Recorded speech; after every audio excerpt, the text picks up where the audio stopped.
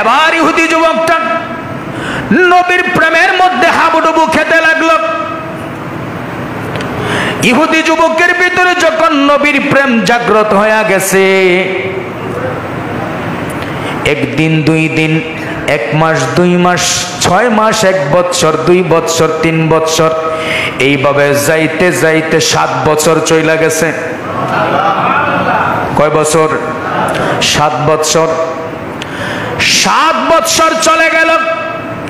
একটা ইহুদির টকবকে যুবক ইহুদি হয়ে মুসলমান নবীর প্রেমে পড়ে গেছে। 1 দিন নয়, 2 দিন নয়, 7 দিন চলে গেছে। ইহুদি যুবকটা নবীর খেদমত করত। নবী যখন মসজিদে নববীতে বসতেন বা নবী যখন মসজিদে নববীর বাহিরে কোথাও যেতেন, নবীজির জুতা মোবারকটা ইহুদি যুবক তার বুকের মধ্যে জড়ায়া দইরা দাঁড়ায়া থাকতো। আর জোরে কন না মিয়া, আরো জোরে কোন সুবহানাল্লাহ। প্রেম কাকে বলে দেখেন, প্রেম কাকে বলে, ভালোবাসা কাকে বলে? নবীজি মসজিদে নববীর ভিতরে দাঁড়ানো অথবা বসা মসজিদে নববীর বাহিরে কোথায় ইসলামের কালেমার দাওয়াত দিতে গিয়েছেন বা কোথাও বসেছেন, দাওয়াতে গিয়েছেন, ইহুদি যুবকটা ওই দাওয়াতে ওই সাহাবায়ে কেরামের সাথে কোনো ঘরে যাইতে পারে না। বাহিরে থাইকা নবীর জুতা মুবারকটা বুকের সাথে জড়ায়া দইরা দাঁড়ায় আছে। ভালোবাসার কত দাম! ওইটা অরিজিনাল ভালোবাসা হতে হবে। কয় নাম্বার? পিওর। 1 নাম্বার নির্ভেজাল। আবার 2 নাম্বার ভালোবাসা যদি হয় কটকাইতে হয়, ঠিক না বেঠিক? 2 নাম্বার ভালোবাসার কোনো দাম নাই, বাটপাড়ির কোনো দাম নাই, ধোঁকাবাজির কোনো দাম নাই। ভালোবাসলে 1 নাম্বার ভালোবাসতে হবে, নির্ভেজাল ভালোবাসা হতে হবে, পিওর ভালোবাসা হতে হবে। এছাড়া ওই ভালোবাসার কোনো দাম 1 দিন, 2 দিন, 1 মাস, 2 মাস, 6 মাসের পরে ভালোবাসা উদাও, ভালোবাসা উদাও, আর নাই। এই ভালোবাসার মূল্য নাই।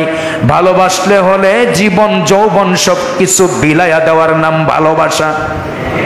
ভালোবাসা হলো জীবন যৌবন সব বিলাইয়া দেওয়ার নাম ভালোবাসা। এই জন্য আমরা যারা আল্লাহর ওলিদের দরবারে যাই, আল্লাহর ওলিদেরকে ভালোবাসি, আল্লাহর ওলিদেরকে এমন ভাবে ভালোবাসি, জীবন যৌবন বিলায়া দেওয়ার নাম যদি ভালোবাসা হয়। আল্লাহর ওলিকে যদি আপনার জীবন যৌবন সবকিছুর চাইতে ভালোবাসেন, তাহলে বোঝা যাবে এটাই অরিজিনাল ভালোবাসা। আর আল্লাহর ওলি যদি বুঝতে পারে আপনি আপনার ভালোবাসার মধ্যে এমন ভাবে স্থান দিয়েছেন, আপনার সব কিছু বিলাইয়া দিয়েছেন, ওই আল্লাহর ওলি আপনার দিকে তার নেক নজর এসে যায়, আপনার দিকে তার নেক নজর, দয়ার নজর, মায়ার নজর এসে যায়। সে আল্লাহর কাছে দোয়া করে, আল্লাহ তোমার অমুক বান্দাটা আমি তোমার বন্ধু বলে আমি শাহজালালের কাছে আইসা, আমি শাহপরানের কাছে আইসা এইভাবে ভালোবাসে, আমার পতন স্মরণ করার চেষ্টা করে। আল্লাহ তোমার অমুক বান্দাটাকেও তুমি ওলি বানায়া দাও, তাহলে সম্ভব। এবার 7 বৎসর চলে গেল। ইহুদি যুবকটা নবীর জুতা মুবারক বুকে জড়ায়া দইরা দাঁড়ায় থাকে। হঠাৎ করে একদিন দেখা যায় ইহুদি যুবকটা আর আসে না। 1 সপ্তাহ হয়ে গেল নবীজি ইহুদি যুবকটা দেখে নাই।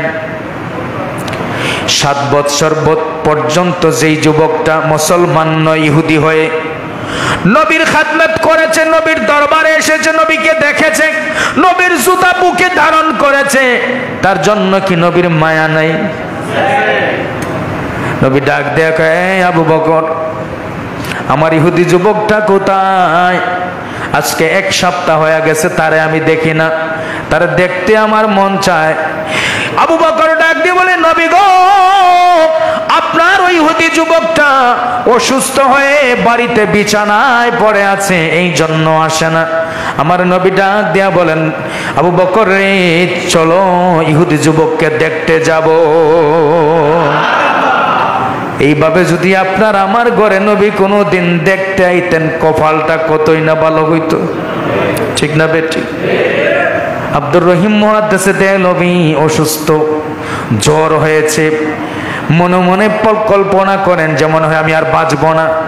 আব্দুর রহিম মুহাদ্দিসে দেহলভী হলেন শাহ আব্দুল হক মুহাদ্দিসে দেহলভী, ভারতবর্ষের প্রথম মুহাদ্দিস, শ্রেষ্ঠ মুহাদ্দিস। সুবহানাল্লাহ। আমরা ভারতবর্ষে যখন হাদিস চিনেই না, জানেই না, তখন ওই আরব দেশে গিয়ে আব্দুল হক মুহাদ্দিসে দেহলভী মুহাদ্দিস হয়েছে। এই ভারত উপমহাদেশে প্রথম যিনি হাদিস এনেছে তার নাম আব্দুল হক মুহাদ্দিসে দেহলভী, তার বাবা আব্দুর রহিম। রাতের বেলা প্রচন্ড জ্বর শরীরে, মনে মনে কল্পনা হলো আমি আর বাঁচব না, হয়তো আমি আর আজকে রাতটাই শেষ রাত, মারা যাব। রাতে অসুস্থ শরীর নিয়ে, প্রচন্ড জ্বর নিয়ে দুরূদ শরীফ পড়তে পড়তে ঘুমায়া গেছে। ঘুমের ঘরে স্বপ্নে দেখে মদিনার কামলিওয়ালা নবী আব্দুর রহিমকে দেখার জন্য হিন্দুস্তানে হাজির হয়ে গেছে। এবার আব্দুর রহিম মুহাদ্দিসে দেহলভী রাহমাতুল্লাহ আলাইহি ডাক দিয়ে বলে, আমি অসুস্থ, ঘুমের মধ্যে বিছানার মধ্যে পড়ে আছি, দেখতে পাইলাম মদিনার কামলিওয়ালা নবী আমার ঘরে হাজির হয়ে গেছেন, আমার অন্ধকার ঘরটা আলোকিত হয়ে গেছে। নবীজি আসলেন, আয়েশা বসলেন। নবীজি বলেন, আব্দুর রহিম তুমি অসুস্থ, তোমাকে দেখার জন্য আমি নবী আসছি। আব্দুর রহিম বলে, আমি যে বিছানার মধ্যে শুয়ে ছিলাম, দাঁড়ায় গেলাম, দাঁড়ায় আমার নবীকে সালাম দিলাম। নবী বলেন, আব্দুর রহিম তোমাকে দেখতে আসছি। আব্দুর রহিম বলে, ইয়া রাসূলুল্লাহ, এই ভাগ্য আব্দুর রহিমের হবে আমি কল্পনাও করতে পারি নাই। আমার নবী বলেন, আব্দুর রহিম রে, তুমি কল্পনা করেছ তোমার সময় শেষ, তুমি চলে যাবে। ও আব্দুর রহিম, এই জন্য তোমাকে দেখতে আসছি, তুমিও চিরেই আমার কাছে চলে আসবে। এবার আব্দুর রহিম মুহাদ্দিসে দেহলভী ডাক দিয়ে বলে, ইয়া রাসূলুল্লাহ, হাবিবাল্লাহ, নবী গো, আমার মন চায় আপনাকে সব সময় দেখি, সব সময় দেখি, আমার মরণের সময় যদি আপনাকে দেখতে পাই। নবী বলেন, আব্দুর রহিম তুমি চিন্তা করো না, তুমি যে চলে যাবে সংবাদ দিয়া দিলাম, তোমার মরণের সময় আমি নবী তোমার পাশেই হাজির থাকবো। এবার নবী চলে যাবেন। আব্দুর রহিমের ভিতরে কি জানি জল্পনা কল্পনা ঘোরাঘুরি করতেছে। নবী বলেন, আব্দুর রহিম কোনো কিছু কি বলতে চাও? বলে, নবী গো, বলতে চাই। সাহাবায়ে কেরাম আপনার সামনে বসতো, আপনার চুল মোবারক, দাড়ি মোবারক যদি পড়তো বা আশ্রাতেন, তারা তাবারক হিসাবে আপনার চুল মোবারক, দাড়ি মোবারক নিয়ে যেতেন।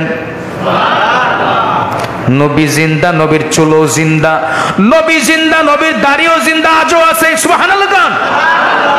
আজও আছে, শুধু লম্বাই হয়, শুধু লম্বাই হয়।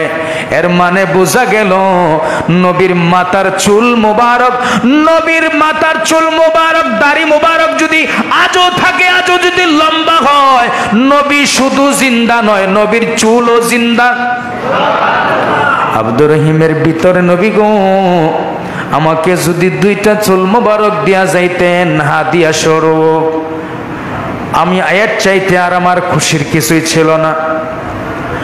আল্লাহ বলেন, আমি যেমন অন্তরের খবর জানি, আমার বন্ধু অন্তরের খবর জানে, আমার কাছে এসে মাপ চাও, আমার বন্ধুর কাছে গিয়া মাপ চাও, আমি আল্লাহ মাফ করে দেই। কারণ উম্মতের দুঃখ কষ্ট নবী সহ্য করতে পারে না। লাকাদ জাআকুম রাসূলুম মিন আনফুসিকুম। আল্লাহর নবী দুইটা চুল মুবারক দিয়া গেলেন আব্দুর রহিম রে। আব্দুর রহিম দুইখানা চুল মুবারক হাতের মধ্যে নিলেন, এমত অবস্থায় ঘুম ভেঙে গেল। স্বপ্নে দেখছে না বাস্তবে? কথা বলেন না, স্বপ্ন না বাস্তব? বাস্তব নয়, স্বপ্ন। এবার ঘুম থেকে আব্দুর রহিম মুহাদ্দিসে দেহলভী রাহমাতুল্লাহ আলাইহি ওইটা দেখে, তার হাতের মধ্যে স্বপ্নে যে নবী চুল দিয়েছেন, ঘুম থেকে ওইটা দেখে জাগ্রত অবস্থায় তার হাতের মধ্যে এখনো দুইখানা চুল মোবারক আছে। এর মানে নবীজি সরাসরি আসছেন। নাহলে চুল আসলো কই থেকে? আসার ক্ষমতা আছে না নাই? এটা বিশ্বাস করার নামই ঈমান। এটা বিশ্বাস করার নাম ঈমান। এবার ওই টকবকে যুবকটা অসুস্থ হয়ে বিছানায় পড়ে আছে। আবু বকরকে নিয়ে তার বাড়িতে নবী গেলেন। যাওয়ার সাথে সাথে বাবা নবীকে সম্মান করে একটা বসার ব্যবস্থা দিলেন, পাত্র দিলেন নবীকে বসার জন্য। নবী বসেন নাই। নবী দেখেন ইহুদি যুবকটা মাটির মধ্যে শুয়ে আছে। আমার নবী ওই পাত্রের মধ্যে না বসে ইহুদি যুবকটা মাটিতে বসে আছে, নবী গিয়ে তার পাশে মাটির মধ্যে বসলেন। ওইটাই তো নবীর আদর্শ মিয়া, ঠিক না বেঠিক? এবার নবী ইহুদি যুবকের পাশে, প্রেমিকের পাশে, আশেকের পাশে গিয়ে মাসুক বসল। আশেকের পাশে গিয়ে যখন মাসুক বসে গেল, নবীজি কপালের মধ্যে হাত দেয়া দেখেন আজরাইল বসে আছে জান নেওয়ার জন্য। আপনি আমি বুঝবো? হ্যাঁ, নবীজি কপালে হাত দেয়া দেখেন আজরাইল বসা জান নেওয়া যাবে, আপনার আমার বোঝার ক্ষমতা নাই। এই জন্য নবী আমার মতো না, নবী নবীর মতো। এবার নবী আল্লাহর কাছে ফরিয়াদ করলেন, আল্লাহ আমার যেই যুবকটা 7 বছর গোলামি করেছে সে এখন মারা যাবে বেঈমান হইয়া, ইহুদি হইয়া, আমি নবী সহ্য করতে পারবো না। সে যদি হাসরের ময়দানে জিগায়, নবী গো একদিন নয় 2 দিন নয় 7টা বছর আমি আপনার খেদমত করেছি, এর বিনিময়ে আপনি আমাকে কি দিলেন? আমি ইহুদি হইয়া কবরে আসছি, আমি কি জবাব দিব? আমার নবীজি এই ফরিয়াদ করার সাথে সাথে আল্লাহ আজরাইলকে বলেন, এই আজরাইল এখান থেকে বের হয়ে যান। সুবহানাল্লাহ। আমার বন্ধুর সাথে কোনো ধরনের বেয়াদবি করবি না, বন্ধু যখন কাজ শেষ করবে তুই আসবি, ঈমান তার জান কবজ করবি। এবার আজরাইল চলে গেলেন। নবীজি কপালের মধ্যে হাত দিয়ে বলেন, এ যুবক কালেমা পড়ো। যুবককে বলেন কালেমা পড়ো, 1 বার 2 বার 3 বার বললেন কালেমা পড়ো, সময় নাই। যুবকটা নবীর দিকে তাকায় না, বারবার বাবার দিকে তাকায়, কারণ বাবার বয়ে কিন্তু আগেই মুসলমান হয় না, নাহলে আগেই হইয়া যাইতো। বারবার বাবার দিকে তাকায়। নবীজি বলতেছেন, এ যুবক তুমি কালেমা পড়ার সময় নাই। বারবার বাবার দিকে তাকায়। এবার বাবা ডাক দিয়া বলেন, যুবক রে, এ সন্তান আমার দিকে তাকানোর সময় নাই, নবীর দিকে তাকায়া কালেমা পড়ে না। হেদায়েতের আলো সন্তানের আগে বাবার কলিজায় জ্বলে উঠেছে। এটার নাম নবীর প্রেম, এটার নাম নবীর প্রেম। এবার যখন যুবককে বললো তুমি কালেমা পড়ো, যুবক নবীজির হাতে হাত রেখে কালেমা পড়ে নিল। কালেমা পড়তে দেরি সাথে সাথে তার জান চলে গেল। সুবহানাল্লাহ। নবীজি বের হয়ে গেলেন। বের হয়ে আকাশের দিকে একবার তাকাইলেন, তাকায় একটা মুচকে হাসি দিলেন। মুচকে হাসি দিয়া মাথাটা নিচ দিকে দিয়া চক্ষু বন্ধ করে দিছে। সুবহানাল্লাহ। এই জন্য নবী যা জানে, নবী যা দেখেন তা আমরা দেখি না, জানি না, ক্ষমতাও না। এই জন্য নবীর সমান না, নবীর মতো আমরা না। নবী হাবিবুল্লাহ, মুসা কালিমুল্লাহ। হাবিবুল্লাহ হলো আল্লাহ যাকে ভালোবাসে, আল্লাহ যাকে খুশি করতে চায়, আর কালিমুল্লাহ হলো যে ব্যক্তি আল্লাহকে খুশি করতে চায়। পার্থক্য আছে না নাই? এই জন্য আমার নবী সবচেয়ে আউলা ও আলা।